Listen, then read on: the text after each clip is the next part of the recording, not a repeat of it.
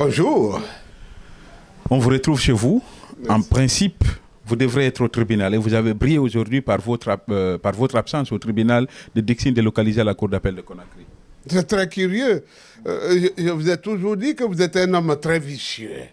Vous m'avez recherché, je ne sais même pas comment vous avez retrouvé mon domicile. Et vous me y retrouvez et voilà. Bonne arrivée chez moi. C'est vrai, les hostilités sont engagées. C'est irréversible. Le débrayage est illimité et il le sera jusqu'à satisfaction complète de nos revendications. Nous avons accompagné l'État guinéen pendant 8 mois, 9 mois maintenant. Nous avons pensé à un État civilisé, à des gens d'une grande élégance qui peuvent comprendre que même sans demande, on doit réagir ou agir ou rétroagir. Cela ne l'a pas été.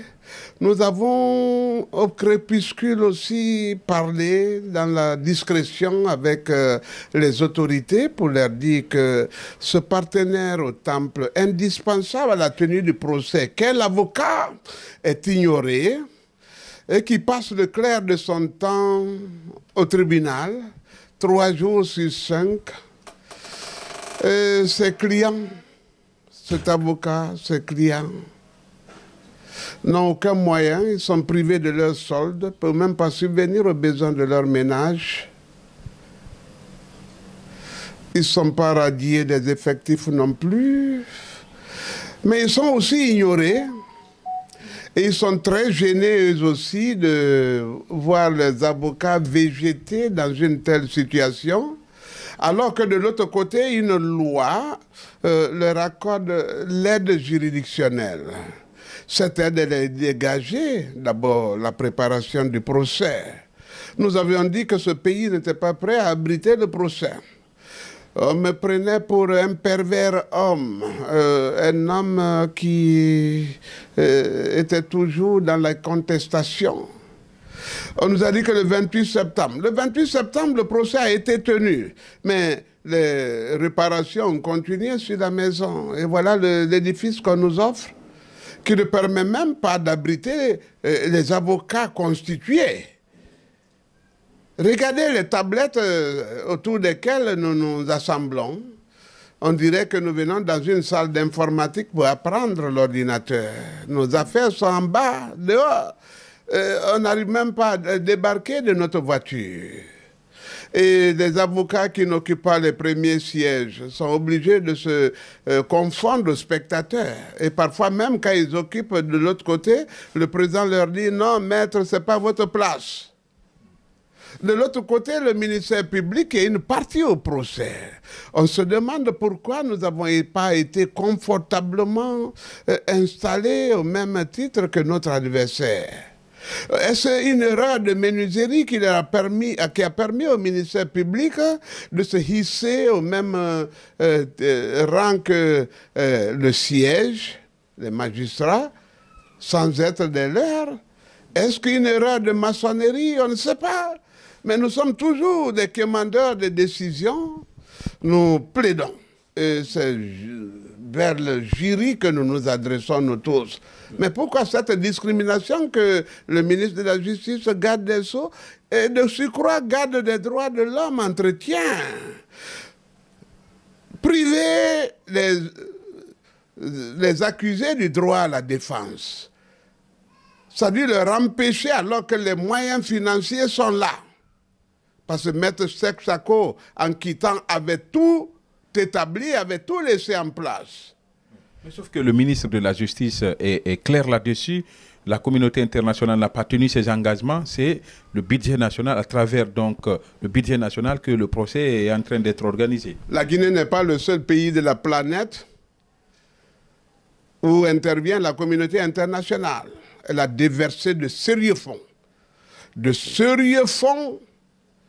Et s'il n'y a pas de retour, s'il n'y a pas de facture, de justificatif des dépenses préalables, je crois que ce n'est pas des damnés de la terre, ce sont des hommes réfléchis.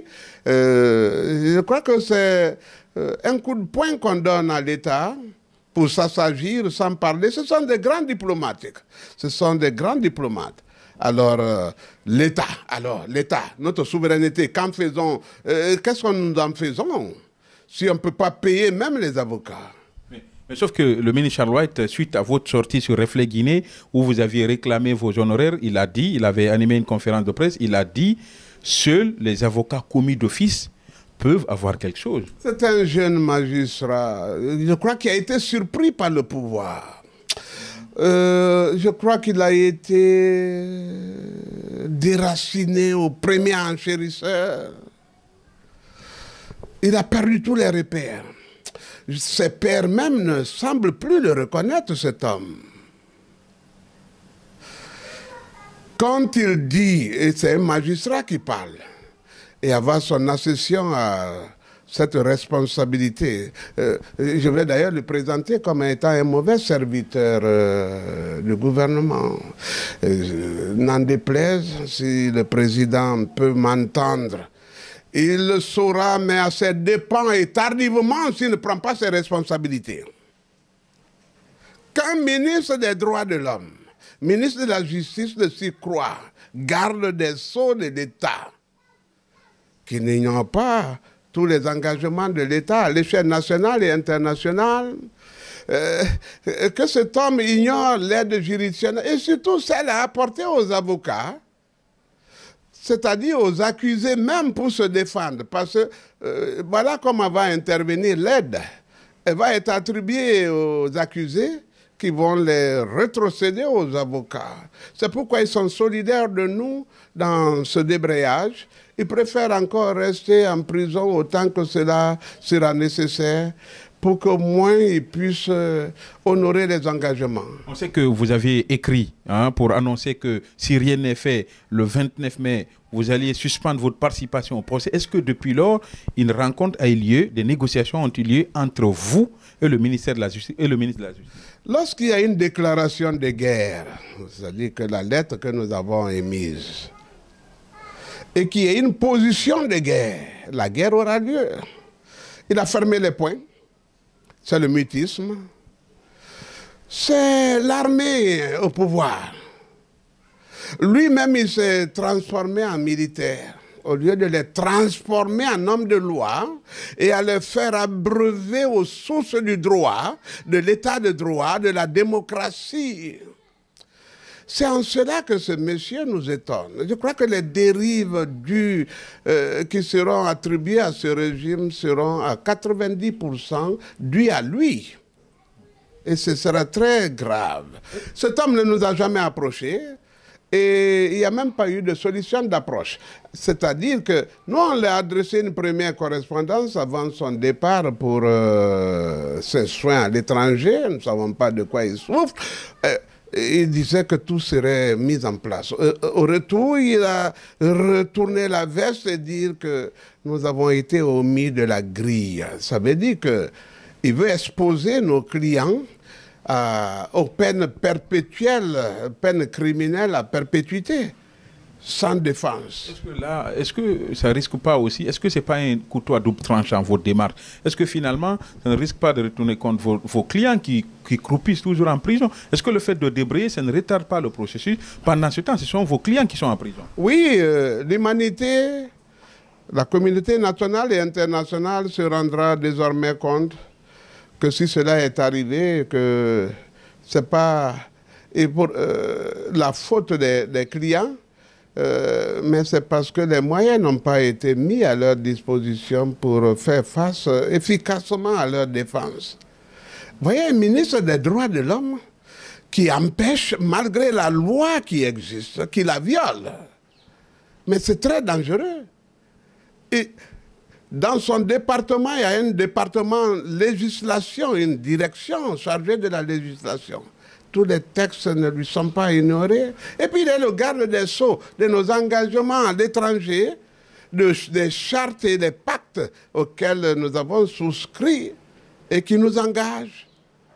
Que l'on apprenne que ce monsieur, magistrat de surcroît, Je ne plaiderai pas la cause des magistrats, parce que ceux qui sont offusqués, ils sont malades. Ils ne reconnaissent plus leurs confrères. Mais parlons de nous, de nos clients. Il y a le mutisme. Ils ont dilapidé les fonds. Il y a eu l'engagement de la communauté nationale et internationale. Et quand le pool des juges d'instruction travaillait, l'Union européenne et tous les défenseurs des droits de l'homme est véhiculaire. Maître Cheikh Tako a laissé une gestion saine et équilibrée. Saine et équilibrée. Ils ont dilapidé les fonds. Nous sommes insérés. Maître Cheikh Tako est d'abord un grand avocat. Nous avons eu beaucoup d'altercations, pas du fait de sa personne, mais du système dans lequel il vivait. Et nous n'avons pour référentiel que lui, mais c'est ça. Quand est-ce que vous allez revenir au procès? Quand nos revendications seront entièrement satisfaites, parce que nous n'avons plus confiance ni au département de la justice, ni au comité de pilotage, ni au gouvernement. Parce qu'il est témoin oculaire de ce qui se passe.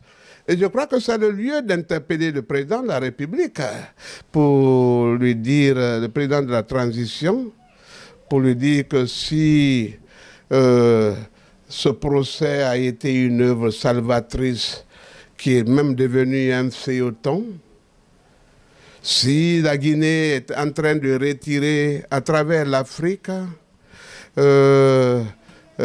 peu à peu les compétences dévolues à la Cour pénale internationale, que cela va s'assombrir et que ce schéma n'est pas évocateur de notre dignité, de notre souveraineté, de notre état de droit, de la boussole qu'il a proclamée, qui devait guider nos actions et qui s'est abîmée finalement, s'est assombrie.